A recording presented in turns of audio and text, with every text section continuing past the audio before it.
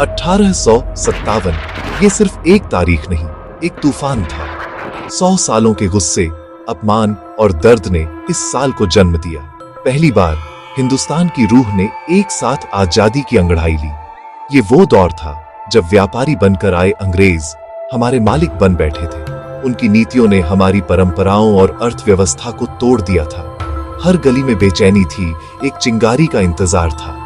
कल्पना करो जब दिल्ली, लखनऊ, कानपुर की गलियों में अचानक मारो फिरंगी को गूंज उठा। ये कोई योजना नहीं, दिलों की आवाज थी।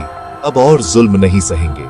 भले ही ये कोशिश पूरी तरह कामयाब न हुई, लेकिन इसने आजादी की वो आग जला दी जो 1947 तक बुझी नहीं। तो चलो उस साल की कहानी को फिर से जीते हैं, उन गुमनाम नायकों को याद करते हैं जिन्होंने अपने खून से इस मिट्टी को सींचा।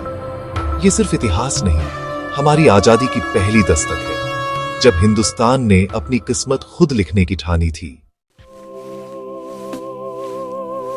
ये गुस्सा एक दिन में नहीं फूटा। अंग्रेजों की नीतियों ने राजाओं, किसानों, कारीगरों और सिपाहियों को एक एक कर तोड़ दिया। डॉक्ट्रिन ऑफ लैप्स से झांसी, सतारा, नागपुर जैसी रियासतें छीन ली गईं। अवध के नवाब को हटाया गया। सदियों के मालिक बेदखल हो गए।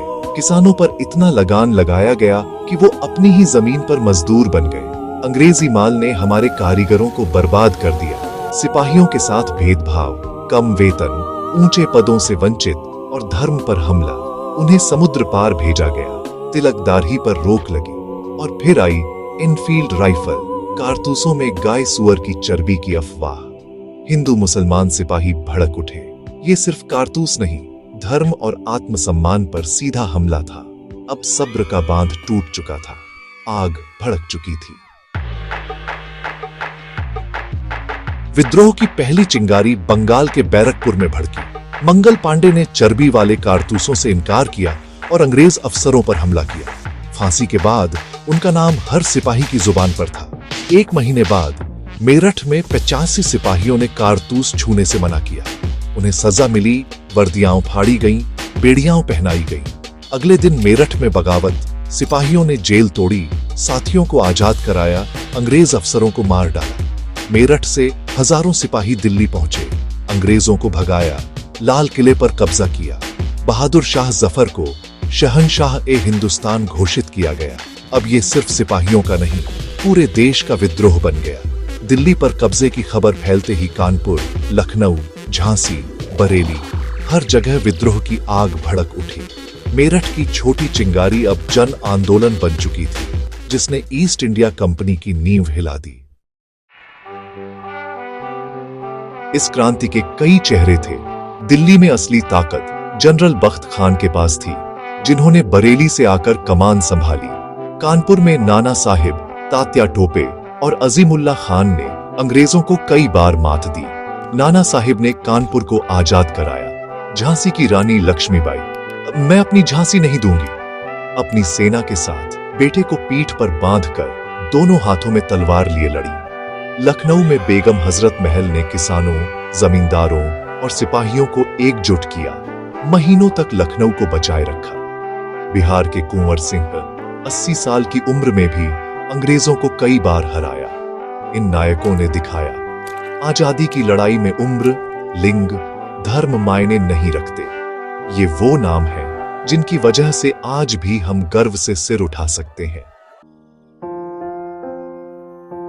शुरुआत में अंग्रेज घबरा गए। बड़े शहर क्रांतिकारियों के कब्जे में रहे, लेकिन अंग्रेजों के पास बेहतर हथियार और संगठित सेना थी। उन्होंने दिल्ली को 4 महीने घेरकर फिर से कब्जा किया। बहादुर शाह जफर गिरफ्तार हुए, बेटों को मार दिया गया, उन्हें रंगून भेज दिया गया। दिल्ली के बाद लखनऊ, झांसी, ग्वालियर, हर जगह विद्रोह कुचल दिया गया। रानी लक्ष्मीबाई शहीद हुई, नाना साहिब नेपाल चले गए, तात्या टोपे पकड़े गए। क्रांति पूरे देश में नहीं फैल पाई। कोई बड़ा नेता या स्पष्ट योजना नहीं थी। संसाधनों की कमी थी। कई राजाओं ने अंग्रेजों का साथ दिया, लेकिन इस असफलता ने अंग्रेजों को हिला दिया। अब भारत पर पहले जैसा राज्य मुमकिन नहीं था। इस क्रांति ने भारत के भविष्य पर गहरा असर छोड़ा। ये हार नहीं, चेतावनी थी। हिंदुस्तान अब चुप नहीं रहेगा। 1857 की क्रांति भले ही सफल न हुई, लेकिन इसने इतिहास बदल दिया। ईस्ट इंडिया कंपनी का राज खत्म, अब सीधा ब्रिटिश सरकार का शासन। सेना में बदलाव, भारतीय सिपाही कम, यूरोपीय सिपाही ज्यादा।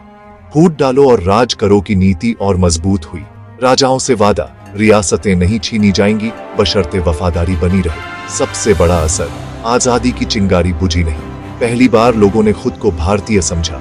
हिंदू मुसलमान कंधे से कंधा मिलाकर लड़े। नायकों की कहानियों ने राष्ट्रवाद की भावना जगा दी। मंगल पांडे की चिंगारी मशाल बन गई। इसी नींव पर आगे का स्वतंत्रता आंदोलन खड़ा हुआ। 1857 की कहानी हार की नहीं, एक शानदार शुरुआत की कहानी है, जिसने आजादी के दरवाजे पर पहली दस्तक दी।